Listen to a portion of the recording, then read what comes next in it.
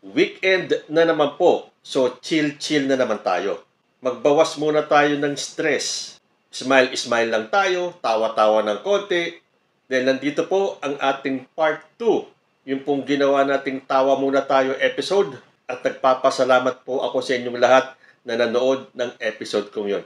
So, kailangan po natin magkaroon ng part 2 ng tawa muna tayo. So, for entertainment purpose lang po ang ating episode ngayon. Bawal po ang pikon. Ang pangbungad po nating balita, galing po ito sa SMNI News. Sabi nila, "To our dear followers, please be advised that this morning, February 20, 2025, YouTube disabled the accounts of SMNI's channel handlers, resulting in loss of access." Sabi tuloy ng ibang nag-comment, "It's about time." Dahil sa ngayon daw, yung SMNI ay wala nang inilabas kundi puro fake news. Totoo ba yun? Hindi kasi ako nanonood ng SMNI eh. Next, itong si Representative Jude Asidre. Hindi mo alam kung nang aasar o nang iinis. Dahil ito ang kanyang reaction nung nag-file ng petition si Sara Duterte na harangin yung kanyang impeachment. Sabi ni Representative Asidre, "Just months ago, she declared she welcomed the impeachment complaint. Now, she's pulling every trick in the book to stop it from moving forward. If she truly had nothing to hide, why the sudden fear? Her hypocrisy is staggering. She should be scared because the truth is closing in, and no amount of deception will save her from it." Kasi nga naman, di ba?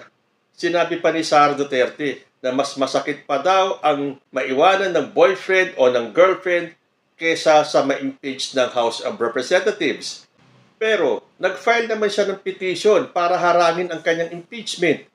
So ano na ngayon ang mas masakit?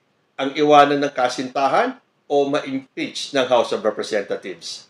Pero nakakatawa pa nito, ayon sa kampo ni VP Sara, VP Duterte still willing to face charges despite Supreme Court petition.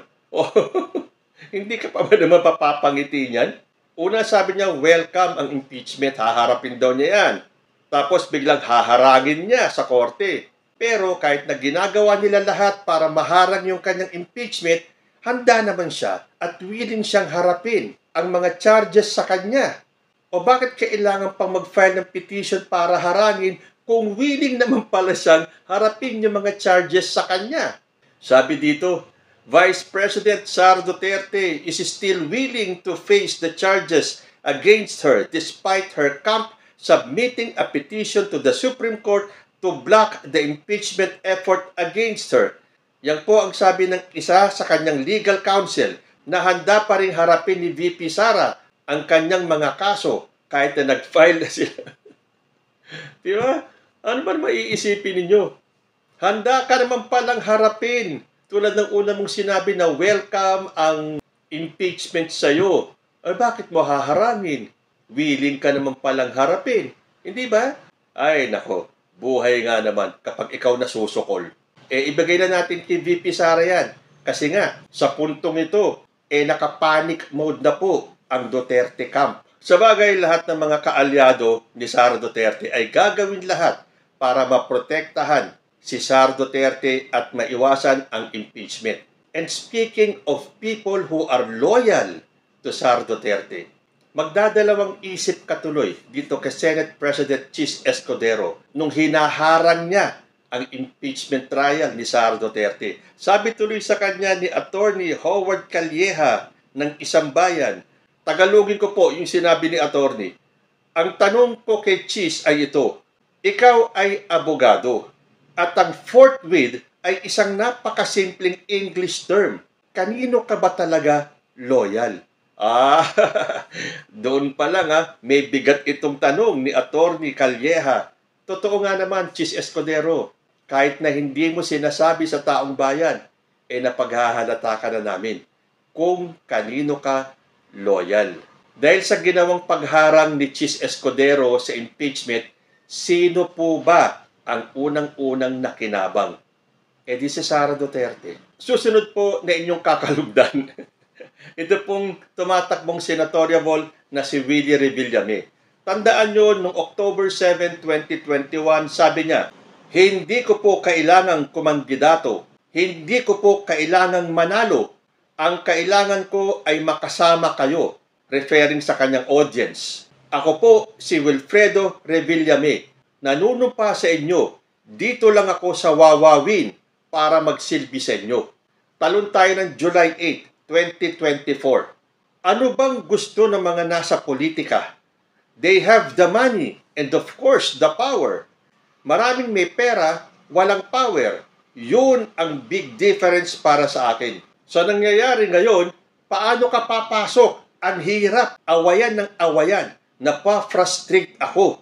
Fast forward ulit, October 8, 2024. Biglang nag-file ng COC si Willie Revillame ang nagsabing hindi siya tatakbo sa pagkasenador dahil hindi niya kailangan kumandidato, hindi niya kailangan manalo, pero pumapasok siya nang wala naman siyang alam. Dahil sabi niya, wala pa, meaning yung plataforma para sa Senado. Kasi hindi pa ako nananalo. Pag nanalo ako, doon ko na iisipin lahat yun. Ang iniisip ko muna, paano ako mananalo? Huwag mo muna ako tanungin ng mga gano'n. Panoorin nga po natin. Alam mo, yung bills na yan, The bills are hundreds of ang dami ng pages batas na long. ginawa eh. Nabago ba yung buhay na mahihirap? Pero yun po ang trabaho ng isang senador eh, mas legislative Para talaga. saan? Para sa bansa? Ang dami ng batas na ginawa. Eh ano ba ang trabaho natin? Di ba dapat gumawa ng mabuti sa kapwa? Kaya ka nga public servant eh. Oh. But yeah, that's Senate's main role. Legislative chamber siya. Oh, but So it's ano your job gagawin ko? to- Kaya gagawa ka ng batas para sa mahirap. Kasi ang dami ng batas. Ilang batas naman nagawa na from the start ng mga senador. May nagagawa ba? Wala. So ano po ang solusyon doon? Kami bilang senador, ano po yung Hindi pa ipapile ako ninyo senador eh. na bill? Hindi ko sakaling kayo po ay Manelo. Ayun ang pag-uusapan. Huwag niyo na ako madaliin. Sandali, kapapile ko lang eh. O nakita nyo na, hindi yata alam ni Willie Revillame na ang pinapasok niya ay legislative, ang gumawa ng batas. Pero para sa kanya, public service daw, ang makatulong sa iba. Eh kahit naman hindi siya magsenador, nakakatulong na siya sa kanyang programa eh. Pero ganun po talaga. Kahit na sino na lang, pwedeng tumakbo sa Senado. Pero mag-isip-isip po tayo, choose wisely. Okay, sunod natin. Ang hindi marunong magpasakop sa batas, gusto maging mambabatas. At yan po, si Pastor Apollo C. Quiboloy. Natatandaan niyo po ba yung kanyang sinabi? Sabi ni Quiboloy, lahat ng pera ng Pilipinas, 5.6 trillion, ilagay sa kamay ko. And in 5 years, gagawin kong superpower ang Pilipinas. Apakataas talaga ng lipad nitong si Apollo Quiboloy. Kaya lang, paano mananalo si Quiboloy? Eh nasa baba ang pangalan niya sa mga survey. At sa isang huling survey, eh nasa number 29 siya. Paano niyang gagawing superpower ang Pilipinas? Nako, kailangan yatang humingi ng tulong ni Quiboloy sa kanyang ama, kung sino man yung kanyang ama. Dahil ang ama daw niyang yun ang nag-utos sa kanya para pasukin ang politika. Eh di dun siya humingi ng boto, kung sino man yung amang sinasabi niya. Dahil ang alam ko, ang Diyos natin ay hindi magtuturo sa kanyang anak na gumawa ng katarantaduhan. Dahil ang sabi pa ni Quiboloy, kaya siya pumapasok ng politika ay dahil ginulo nila ang buhay ko, ginulo nila ang aking ministry, guguluhin ko din ang kanilang mga buhay. Yan ba ang turo ng totoong ama? Naalala ko tuloy yung sinabi ni Sara Duterte nung siya pa yung DepEd Secretary. Sabi niya, you give me 100 billion, I will solve the problems of basic education. We will be able to solve the problems in 6 years. Oh, kita niyo? Birds of the same feathers flock together. Eh, ganyan din yung parang salita ni Quiboloy, di ba? Ibigay niyo kay Quiboloy lahat ng pera ng Pilipinas at gagawin niya ang Pilipinas na isang superpower. Ito din naman, si Sara Duterte, bigyan niyo ko ng 100 billion and I will solve the problem ng basic education in 6 years. Aba, parang may naalala ko nagsabi niya na, yung mga problema ng Pilipinas sa drugs, sa corruption, sa rice cartel, ay re-resolvahin daw niya in 3 to 6 months. Natapos yung 6 years, napako, ang mga pangako. Kung nagkataon palang binigyan ng 100 billion si Sara, nako, patay na ang Pilipino nito. Nako, ano na po ba ang nangyari kay Harry Roque? Nakita nyo ba yung mga nilalabas na video ni Harry Roque? Bakit po ganito na ang itsura niya? Ang layo-layo na sa itsura ng dating Harry Roque. Parang stress na siya. Nakita nyo, nangangalumata. Yung dating bilog na muka, humpak na. Yan ang nagagawa na nagtatago sa batas. Ang tapang-tapang magsalita, duwag naman magpakita ng personal. Yung mga kaso, tinatakbuhan. And speaking of mga tumatakbo, ito mga influencers at vloggers na pinatawag sa TRICOM. Sa pangalawang pagkakataon, hindi na naman po sila sumipot at napakadami nilang dahilan. Matatapang lang sila sa social media. So ang nangyari tuloy, ipinagsabihan na sila. Tingnan natin kung saan sila dadalhin ng katigasan ng ulo nila. O baka pupuntahan na lang nila si Harry Roque at magsama-sama silang magtago. Pagpapakyut naman ni Senator Bato de la Rosa. Sabi niya, ang daya nila, no? Gagawin kaming hostage dito para maging judge ng impeachment court. Tapos sila mangangampanya na.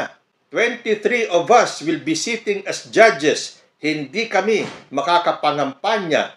Sabi tuloy ni Senate Minority Leader, Senator Coco Pimentel. Nagsenator ka pa kung ayaw mo palang mag-judge sa impeachment. Kasama na yon sa job description mo nung umpisa pa lang. Pag-file mo ng Certificate of Candidacy, dapat alam mo na yun. Isang tabi ang kampanya, priority ang impeachment. That is part of the job description. Basta pag bumuka ang bibig ni Bato, hindi mo alam kung matutuwa ka, matatawa ka, o maiinis ka.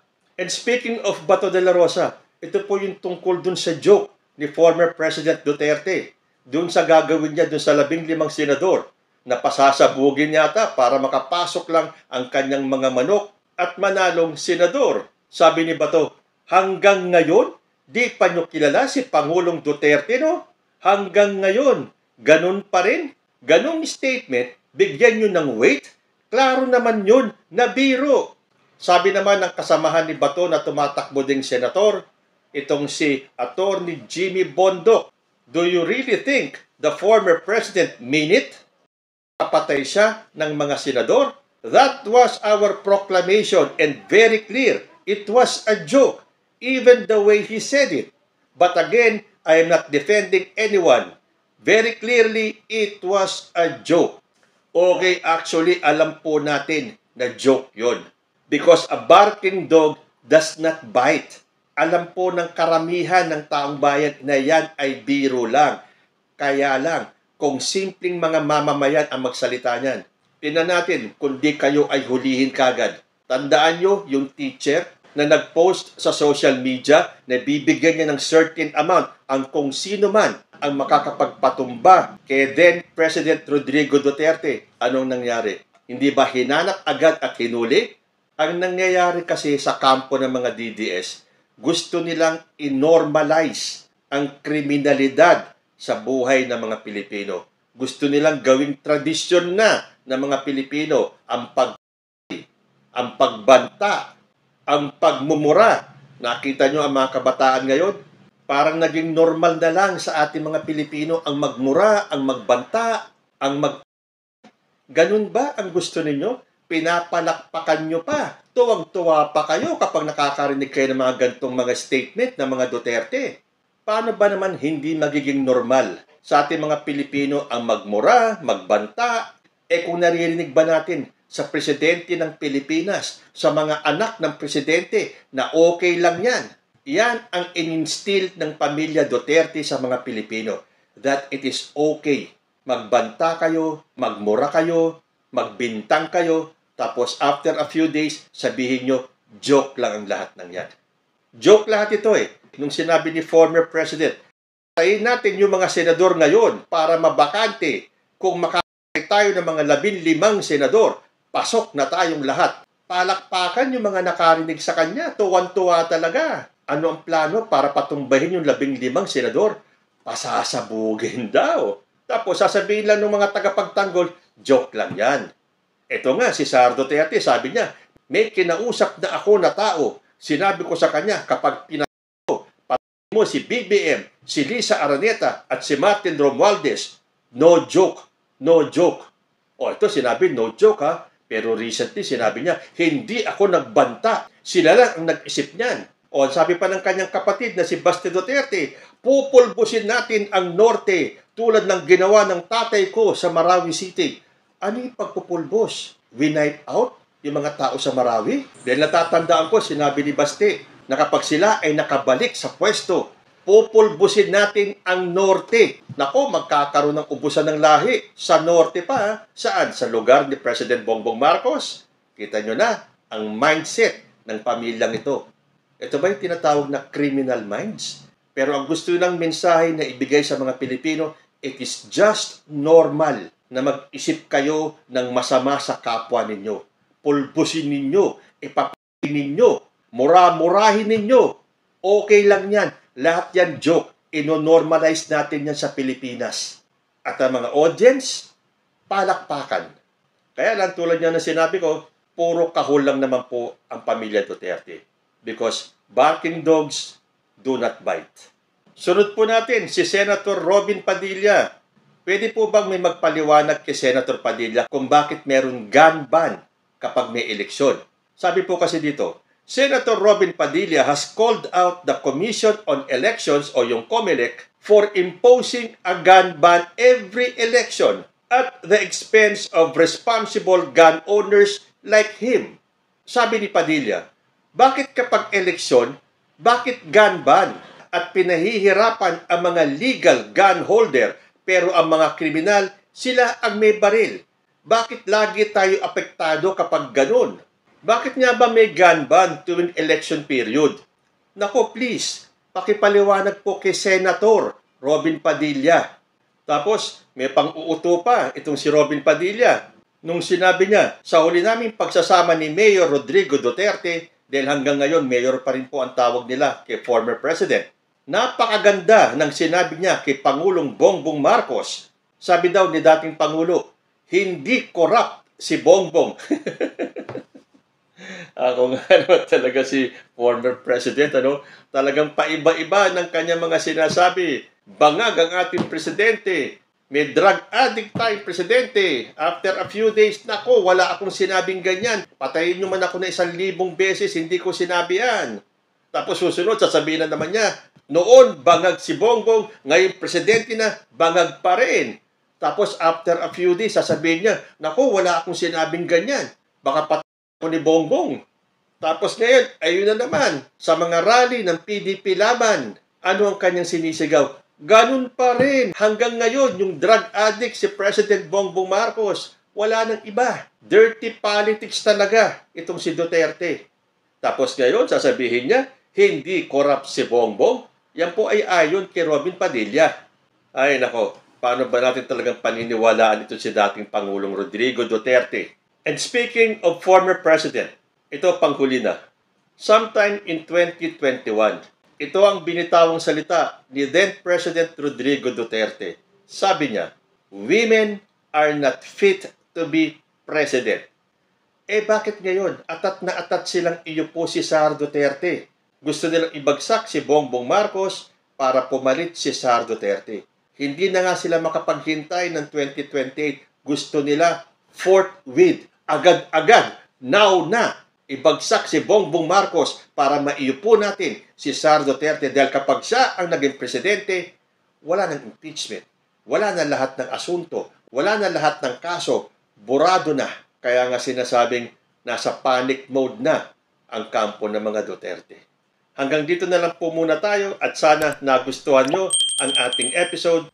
Kayo ba ay natuwa, natawa, nainis? Whatever, lahat pong ito ay hindi joke. Bato-bato sa langit, ang tamaan, aray. I'll see you in my next video. Diyos, ti Agnina.